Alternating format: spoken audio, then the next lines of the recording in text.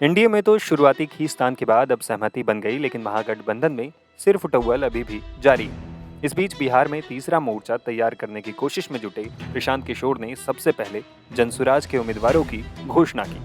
243 सीटों पर प्रशांत किशोर के उम्मीदवारों की घोषणा हो चुकी है, लेकिन अब जब जनसुराज के 3 उम्मीदवारों ने अपना नाम वापस ले लिया है, इसके बाद प्रशांत किशोर प्रेस कॉन्फ्रेंस करते हैं और अपने प्रत्याशियों को नाम वापस लेने के पीछे केंद्रीय गृह मंत्री और केंद्रीय शिक्षा मंत्री पर ही आरोप लगा दिया है। प्रशांत किशोर ने क्या कहा, सुनिए। पिछले 4-5 दिनों में 3 जनसुराज के घोषित उम्मीदवार जिन्होंने नामांकन किया या जो लोग नामांकन करने गए, उन लोगों को नामांकन नहीं करने दिया गया या नामांकन किया तो उससे उनका नामांकन विड्रॉ कराया गया। अब कुछ लोग इसको ये चर्चा कर रहे हैं कि लगता है कि जनसुराज के लोग डर रहे हैं। तो अब कौन डर रहा है, इसको दिखाने के लिए आपके पास यहाँ आज मैंने प्रेस वार्ता बुलाई है। पहला केस है दानापुर का। दानापुर में महागठबंधन की ओर से एक सज्जन जो चुनाव लड़ते हैं, उनकी छवि एक बड़े बाहुबली अपराधी प्रवृत्ति के नेता के तौर पर है, जो अभी जेल में है। और फिर भी वहां भाजपा जब लड़ती है तो इनके पास बताने के लिए कुछ नहीं है, सिर्फ ये डराते हैं कि भाई हमको वोट दे दो, नहीं तो जो सज्जन राजद से जीतते हैं वो आ जाएंगे, आपका जीना हराम कर देंगे। तो इस बार दानापुर की जनता ने यह तय किया था कि भैया उनसे डर के हम लोग भाजपा को वोट नहीं देना चाहते। और दानापुर के सारे व्यवसायी एक साथ बैठकर उन्होंने ये तय किया, भाई कोई भी जीतता है, सबसे ज्यादा खामियाजा, सबसे ज्यादा दिक्कत दानापुर में बिजनेस व्यापार करने वाले लोगों को होती है।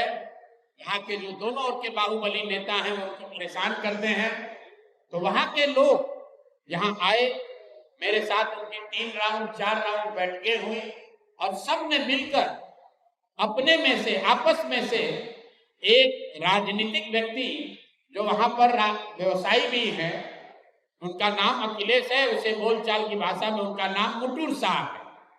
वो लोग आए और पूरे समाज ने मिलकर ये तय किया कि मुटुर शाह जी को भैया आप टिकट दीजिए। तो हम लोग इन रीतलाल यादव के डर से भाजपा को और भाजपा के डर से रीतलाल यादव को जो वोट देने की व्यवस्था बनी है, इससे हम लोग निकल सके। रीतलाल यादव जी को टिकट पार्टी ने दिया। रीतलाल यादव जी जब यहाँ से गए हैं टिकट लेकर, मैं आपको उसका चित्र जारी कर रहा हूं। ये रीतलाल मुटुर शाह का, ये मुटुर शाह है जो मनोज भारती जी के हाथ से यहाँ से सिंबल लेकर गए। और एक साहब सिंबल लेकर तो गए, लेकिन वहां पर निर्वाचन के ऑफिस तक नहीं पहुंचे। ये कहाँ गए? पूरे दिन तक मीडिया में अफवाह चलता रहा और भाजपा वाले ये बताते रहे रीतलाल यादव ने, उनके गुंडों ने, राजद के गुंडों ने जनसुराज के उम्मीदवार को बंधक बना लिया है। तो अब मैं आपको वो चित्र दिखा रहा हूं कि ये साहब उस दिन मुटुर शाह जी कहाँ थे। ये देखिए, ये हैं भारत के गृह मंत्री, ये भारत के गृह मंत्री हैं अमित शाह। अमित शाह जी हैं भारत के गृह मंत्री और साथ में है धर्मेंद्र प्रधान जो भारत सरकार के मंत्री हैं और भाजपा के यहाँ चुनाव के अधिकारी हैं, प्रभारी हैं। देखिए आप लोग, आचार संहिता की बात होती है, वोटरों को डराने खरीदने पर आचार संहिता लागू है, लेकिन सामने का जो उम्मीदवार है उसको भारत के गृह मंत्री अपने साथ खड़ा किए हुए हैं, पूरे दिन बैठाए हुए हैं ताकि वो नामांकन भी ना कर सके।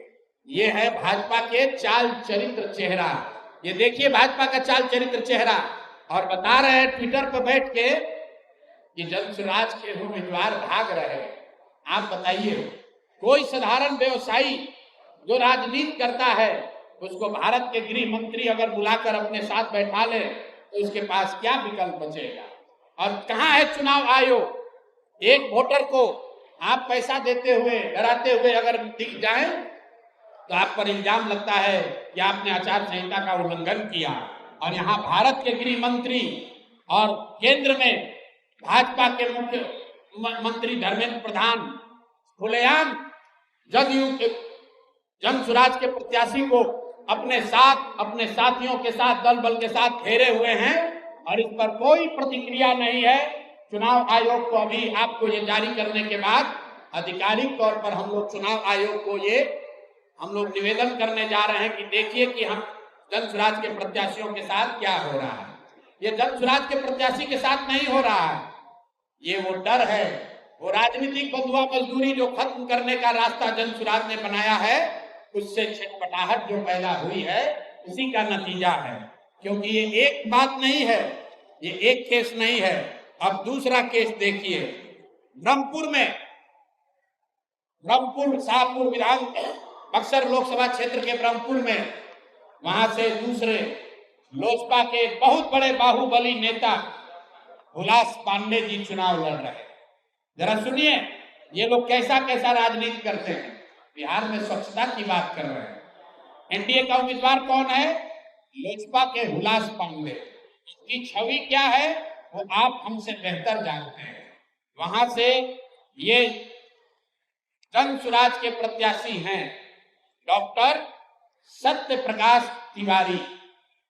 देख लीजिए, पटना में बहुत बड़ा नेत्र अस्पताल चलाते हैं और इनका चेहरा देख लीजिए कि एक दबाव में इन्होंने टिकट लिया है कि खुशी खुशी लिया है।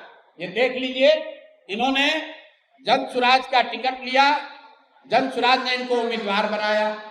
3 दिनों तक इन्होंने सक्रियता से वहां प्रचार किया, लेकिन कल जब नामांकन वापस लेने की अंतिम दिन थी, कल अंतिम तारीख था, परसों रात तक ये साहब अभियान में लगे हुए थे, प्रचार कर रहे थे और कल सुबह में अचानक से भाई साहब ने अपना उम्मीदवारी, अपना नामांकन वापस लिया है।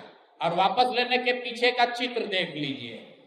उन्होंने एक चित्र जारी किया है कि जहां पर डॉक्टर साहब अपना नामांकन वापस ले रहे हैं। हम चित्र जारी कर रहे, देखिए धर्मेंद्र प्रधान हैं और यही डॉक्टर सत्य प्रकाश तिवारी हैं। इनके घर पर बैठ के इनको देखिए क्या किया जा रहा है। आपने भारत के लोकतांत्रिक इतिहास में ये नहीं देखा होगा कि चुनाव घोषित होने के बाद जो उम्मीदवार है, आधिकारिक तौर पे जो उम्मीदवार है, उससे पार्टी का कार्यकर्ता नहीं, लोकल नेतृत्व नहीं, भाजपा के केंद्र में मंत्री धर्मेंद्र प्रधान है। ये देखिए हाथ मिला रहे हैं भाई साहब। इस डॉक्टर के घर पर बैठ के इसको दबाव देकर जबरदस्ती इनसे चुनाव में इनका नामांकन वापस लिया गया है। मेरे भाई, लोजपा के एक बाहुबली नेता को बचाने के लिए, वहां के एक जन स्वराज के सभ्य डॉक्टर के उम्मीदवारी को खत्म कराने के लिए आप इतनी ताकत लगा रहे हैं, तो पूरा बिहार को ये देखने, जानने, समझने की जरूरत है कि जन स्वराज के लोग भाग रहे हैं कि यहाँ खुलेआम गुंडागर्दी की जा रही है।